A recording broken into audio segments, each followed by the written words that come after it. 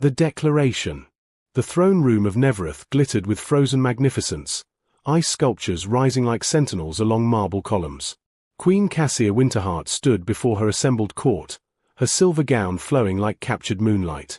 The temperature had dropped 3 degrees in the past hour, a sign the ancient ice storms were advancing faster than predicted. "My lords and ladies," Cassia's voice cut through the nervous murmurs, "our kingdom stands at the precipice. The eternal winter approaches, and without awakening the frostborn guardians, Nevereth will become a frozen tomb within the year." Lord Varian shifted uncomfortably, his jeweled fingers tapping against his ceremonial sword. "Your Majesty, surely there are other methods." "There are none."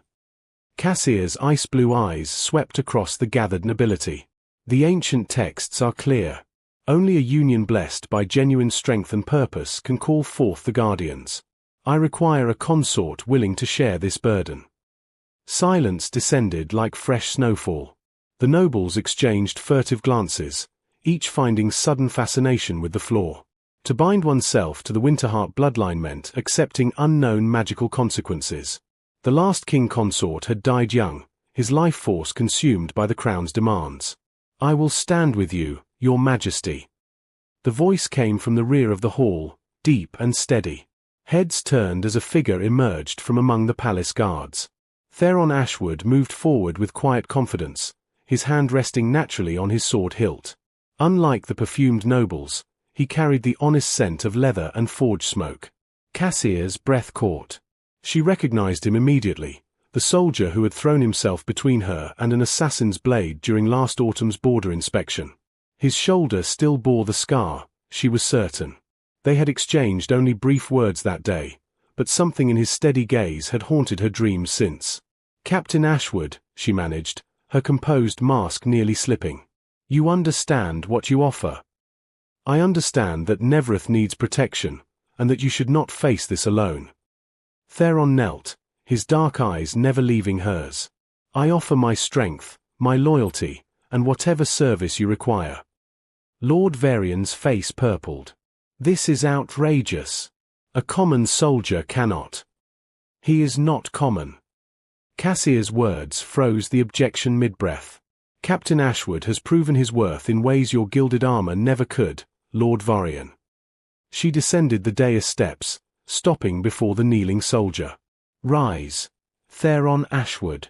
If you truly understand the sacrifice required, then I accept your oath." As Theron stood, their hands touched briefly. A spark of something, magic or merely connection, passed between them. The ice sculptures around the room brightened momentarily, casting dancing reflections across the shocked faces of the court. Cassia felt her carefully constructed walls tremble. This man had just altered the course of her destiny, and judging by the warmth spreading through her chest, perhaps her heart as well. The binding ritual. The crystal sanctum lay deep beneath the palace, where ancient magic pulsed through veins of luminescent ice. Cassia descended the spiral staircase ahead of Theron, her ceremonial robes whispering against stone worn smooth by centuries of footsteps. High Priestess Morna awaited them, her white hair braided with silver threads that caught the crystalline light. "The bonding cannot be undone," Morna warned, her weathered hands arranging ritual objects on the altar. "Your lives will intertwine. His strength will feed your magic, and your power will course through his veins. There will be no secrets between you, not of body, not of soul." Theron's jaw tightened, but he nodded. Cassia noticed how the cold seemed not to touch him, unlike the nobles who shivered even in the upper palace. Perhaps fate had chosen more wisely than she dared hope. "Your Majesty," Theron said quietly as Morna prepared the ceremonial blade, "I should tell you something before we begin. That day at the border, I volunteered for your guard detail. I had heard tales of your kindness to the common soldiers, how you visited the wounded yourself. I wanted to see if the stories were true." Cassia turned to him, surprised by this admission. "And what did you conclude?" "That you carry the weight of this kingdom alone, and it is slowly crushing you." His voice held no pity, only understanding. "I saw it in your eyes when you thought no one watched. The same look my mother wore before she died, giving everything to hold our village together during the last famine." Something cracked in Cassia's chest. No one had seen through her royal mask so completely. Your mother sounds remarkable. She was. She taught me that true strength lies in choosing to stand when falling would be easier. Theron's hand found hers, warm and calloused. I choose to stand with you, Cassia.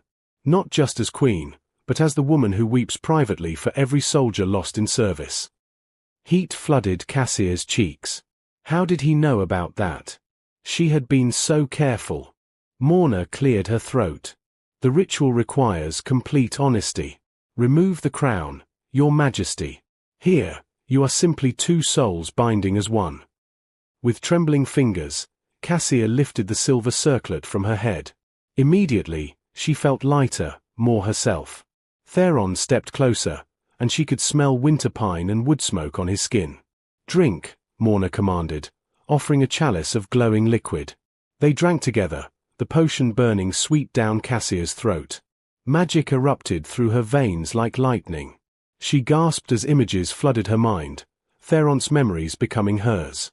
She saw his childhood in a mountain village, felt his determination as he trained with borrowed weapons, experienced his fierce joy the first time he saved a life in battle. And she felt his emotions from that day at the border, the shock of her beauty up close, the instinctive need to protect her, the way his heart had stuttered when she smiled her thanks. Theron's hands gripped her shoulders as he steadied both of them through the magical storm. His eyes had gone wide, he was seeing her memories too. Her lonely childhood, the terror of her coronation at 17, the burden of decisions that cost lives, and that moment when a common soldier's bravery had made her feel truly seen for the first time. I did not know, he whispered hoarsely. Cassia, the loneliness is easier now, she finished, surprised to find tears on her cheeks. Without thinking, she reached up to touch his face. You are in my heart, Theron. I feel you there. He caught her hand, pressing it firmly against his chest where his own heart thundered. And you in mine. The sanctum blazed with light. The rising storm. Morning found them in the war room, the intimacy of the previous night replaced by grim necessity. General Hadrian spread maps across the table, marking the ice storm's advancement with red markers that seemed to bleed across the parchment. 3 villages lost in the past week, Hadrian reported, his scarred face grave. The storms are moving faster than our predictions. At this rate, we have perhaps a month before they reach the capital walls. Cassia studied the maps, feeling Theron's presence beside her like a warm anchor. The bond hummed between them, and she found herself unconsciously aware of his thoughts, his tactical mind already analyzing defensive positions. The northern peaks, Theron said suddenly, pointing to a mountain range marked with ancient symbols. The old texts mention the Frostborn Guardians sleeping there. If we're to awaken them, we must journey to their source. Impossible, Lord Varian interjected from his position near the doorway. The peaks are a frozen death trap. No expedition has returned from there in 3 generations. Then we shall be the first. Cassia's decision crystallized instantly. Through the bond, she felt Theron's immediate agreement, his readiness to face any danger at her side. But Varian's eyes glittered with something darker than concern. Your Majesty, leaving the capital now would be unwise. With succession uncertain, and your new consort untested in matters of state. Captain Ashwood has proven himself where it matters most, Cassia cut him off coldly. We depart at dawn. General Hadrian, you will command in our absence. That night, as Cassia prepared for the journey, her handmaiden Lyssa helped her into travelling leathers instead of royal silks. Your Majesty, there is talk in the servants' quarters. Lord Varian meets with Duke Corvain in secret. They speak of alternative succession. Cassia's blood chilled. Treason. Perhaps. Or merely ambitious men waiting for opportunity. Lyssa fastened the last buckle. Be careful in the mountains. Not all dangers come from storms. A knock interrupted them. Theron entered, similarly dressed for travel, weapons strapped across his back. Even in simple garb, he carried himself with quiet dignity. I thought you might want company for the evening, he said. Our last night in comfort for some time. Lyssa departed with a knowing smile. Alone, Cassia found herself suddenly nervous. The bond thrummed between them, stronger each passing hour. I can feel your worry, Theron said softly, approaching. About Varian. About everything. Cassia moved to the window, watching snow fall over her city. What if I fail, Theron? What if this desperate gamble costs us everything? His arms encircled her from behind, solid and reassuring. Then we fail together. But I do not believe we will. He turned her gently to face him. I have seen inside your heart, Cassia. I have felt your strength, your compassion, your unwavering dedication. If anyone can save Nevereth, it is you. Us, she corrected, rising on her toes to rest her forehead against his. It is us now. The kiss happened naturally, as inevitable as sunrise. Cassia melted into his warmth, feeling the bond flare brilliant between them. His lips moved gently against hers, patient and exploring, nothing rushed or demanded. When they finally parted, both breathless, Cassia saw her own wonder reflected in his eyes. I did not expect this, she admitted. When I called for a consort, I never imagined that you might find someone who truly sees you. Theron's thumb traced her cheekbone. I am glad fate proved you wrong. They held each other as snow fell outside, gathering strength for the trials ahead. Hearts unveiled. The journey back from the northern peaks had taken 5 harrowing days, but they had succeeded. The ancient words were spoken, the guardians stirred from their slumber, and now frost magic hummed beneath Nevereth's mountains, waiting to be called forth. Cassia and Theron rode through the palace gates at sunset, exhausted but victorious. Yet the celebration felt hollow. Cassia sensed tension in the air the moment they crossed the threshold. General Hadrian met them in the entrance hall, his expression grave. Your Majesty, we must speak privately. There have been developments. In the council chamber, Hadrian revealed the truth. Lord Varian attempted a coup 3 days ago. He claimed you had perished in the mountains and declared himself regent. Duke Corvain supported him with armed men. Cassia's hands clenched. Attempted. The palace guard remained loyal. We have them imprisoned, but their supporters still whisper dissent. They claim your bond with Captain Ashwood is unnatural, that it clouds your judgment. Hadrian's eyes shifted to Theron. They say a common soldier has bewitched their queen. Through their connection, Cassia felt Theron's flash of anger, quickly suppressed. I will step aside if it serves the kingdom, he said quietly. My feelings do not matter against Nevereth's stability. No. Cassia's voice rang with authority. Your feelings matter to me, and that is enough. She stood, decision crystallizing. Let them whisper. We will show them what true partnership looks like. That evening, Cassia hosted a formal dinner for the remaining nobility, a deliberate display of unity. She entered the great hall with Theron at her side, not behind her as protocol might suggest. Let them see that she had chosen an equal, not a subordinate. The meal proceeded with strained civility until Lady Morwen, Varian's sister, spoke up. Your Majesty, the court wonders when we might expect an announcement regarding succession. Surely that was the purpose of taking a consort. Cassia met the woman's calculating gaze. The guardians have been awakened. They respond to the bond Theron and I share, a bond built on trust, respect, and genuine connection. That is what protects Nevereth now, not political convenience. How touching, Morwen replied coolly. But pretty words do not secure bloodlines. The people need assurance of continuity. Theron's hand found Cassia's beneath the table, steadying. Through the bond, she felt his support, his complete faith in her judgment. The people need a queen who rules with wisdom and a consort who stands with her in truth, Cassia said firmly. Everything else will come in time. This discussion is concluded. Later, in Cassia's private chambers, the strain of the evening finally broke. She paced before the fireplace, fury and frustration warring in her chest. They see you as a tool, nothing more. A means to an end. And what do you see? Theron asked from where he stood by the window. Cassia stopped, turning to face him. The firelight cast dancing shadows across his features, highlighting the strength in his jaw, the gentleness in his eyes.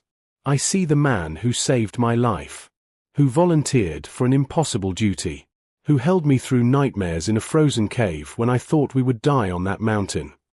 She crossed to him, her heart pounding. I see the person who knows my fears and shares them with me, who makes me laugh during war councils with subtle glances, who believes in me when I struggle to believe in myself. Theron's hands came up to cup her face with infinite tenderness. Cassie, I love you. The words emerged with startling clarity. This was meant to be political, practical, but somehow you became everything. I love you, Theron Ashwood, and I do not care who knows it. His kiss was answer enough, deep and passionate, conveying everything words could not. Cassia responded with equal fervor, her fingers tangling in his hair as she pressed closer. The bond between them blazed like a star, magic and emotion intertwining until she could not distinguish where she ended and he began. When they finally broke apart, both breathing hard, Theron rested his forehead against hers. I have loved you since that first moment in the throne room, when you defended my worth to the nobles. Perhaps even before, in that instant at the border when our eyes met and I knew my life had changed forever.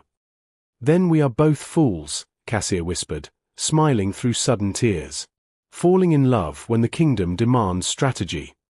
The wisest fools in Nevereth. Theron kissed her again, softer this time, worshipful. And I would not change a single moment. They held each other before the fire, finding peace in their connection while outside. Snow continued to fall and destiny prepared its final test. The Sovereign's heart. The ice storms arrived at dawn, 3 days after Cassia's declaration of love.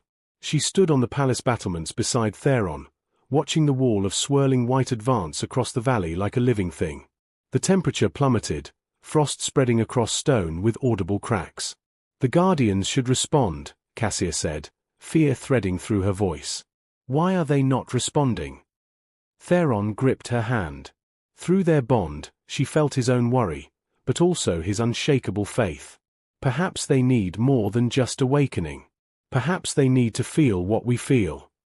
High Priestess Morna appeared, climbing the battlements despite her age. Your Majesty, I have consulted the oldest texts. The Guardians require proof of the bond's truth. They have seen false unions before, political arrangements lacking genuine heart. You must show them what makes yours different. How? Cassia demanded as the storm drew closer, now only minutes from the outer walls. By choosing each other over duty. By placing love above crown and kingdom, even if only for a moment. That is the strength they seek, the courage to be vulnerable, to admit that power means nothing without connection. Cassia's breath caught. The very thing she had spent years avoiding, choosing personal desire over royal obligation, was now what Nevereth needed most. She turned to Theron, taking both his hands. The storm's roar grew deafening, but she raised her voice above it. I renounce my crown if that is what the Guardians require. I choose you, Theron. I choose us over everything. Cassia, no, Theron began, but she silenced him with a fierce kiss. Magic erupted from the point where their lips met, golden light exploding outward in waves. Cassia felt the bond transform, becoming something transcendent. Through it flowed not just their thoughts and feelings, but the pure essence of their love, unconditional, sacrificial, true. The Guardians responded. From beneath the mountains, ancient beings of ice and light rose. They towered over the palace, beautiful and terrible, their forms shifting between solid and ethereal. The storm struck their shields and shattered, dissolving into harmless snow that drifted gently down like blessing. Cassia and Theron stumbled back from the intensity of the magic, catching each other. The lead Guardian bent toward them, its voice like glacier moving. We have waited generations for a bond worthy of our protection. You offer what few rulers dare, vulnerability masked as strength, love acknowledged as power. We accept your truth. The Guardians spread across Nevereth's borders, forming an impenetrable barrier. The storms that had threatened extinction now retreated, held back by ancient magic renewed through genuine connection. As the crisis passed, the courtyard below erupted in cheers. The people had witnessed everything, their queen choosing love, and that choice saving them all. General Hadrian approached, bowing low. Your Majesty, the crown never truly left you. You simply remembered that a queen is still human, still allowed to love. Lord Corvain, released from imprisonment as a gesture of mercy, knelt beside him. Forgive my doubt, Your Majesty. I see now that true strength comes in forms we do not always recognize. But Cassia barely heard them. She was looking at Theron, seeing her future reflected in his eyes. We did it, she whispered. You did it, he corrected. You had the courage to choose your heart. Our heart, she amended. It belongs to both of us now. Months later, as spring finally touched Nevereth for the first time in years, Cassia stood in the palace gardens with Theron, watching flowers push through melting snow. Her hand rested on the gentle swell of her belly, where new life grew, the heir the kingdom had demanded, but now a child born from love rather than duty. Do you ever regret it? Theron asked, his arm around her waist. Giving up control, letting yourself be vulnerable. Cassia leaned into his warmth, watching the sunset paint the sky in shades of gold and rose. I regret only that I did not do it sooner. You taught me that strength is not about standing alone, but about choosing who stands beside you. And you taught me that love can save kingdoms, when it is brave enough to exist openly. He kissed her temple. We make a good partnership, my queen. The best, she agreed, turning in his arms to kiss him properly. Around them, Nevereth bloomed. The guardians maintained their watch, the storms remained at bay, and in the palace, a queen and her consort proved every day that the strongest magic of all was the courage to love without reservation. The court eventually stopped their whispers. The people sang songs of their sovereign's choice. And in quiet moments between royal duties, Cassia and Theron held each other close, grateful for the day a blacksmith's son dared to step forward, and a lonely queen discovered that true power meant sharing her crown, her kingdom, and her heart.